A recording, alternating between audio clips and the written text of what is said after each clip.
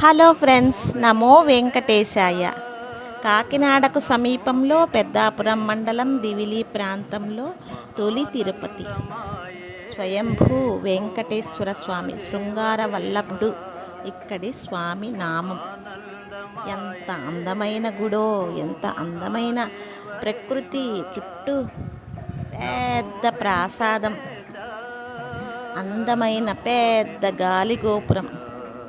ఇక్కడ ప్రత్యేకత ఏమిటంటే బొటన బావి. ఆ బావిలో నీరు తోడుకుని తల మీద జల్లుకుంటే విద్య, ఉద్యోగం, సంతానం లేని వారికి సంతాన ప్రాప్తి, నమ్మకంతో చేస్తే స్వామి దయ వల్ల అన్నీ జరుగుతాయని నేను ఈ వీడియో అప్లోడ్ చేస్తుంటే తిరుమల నుంచి స్వామి ప్రసాదం పంపించారు.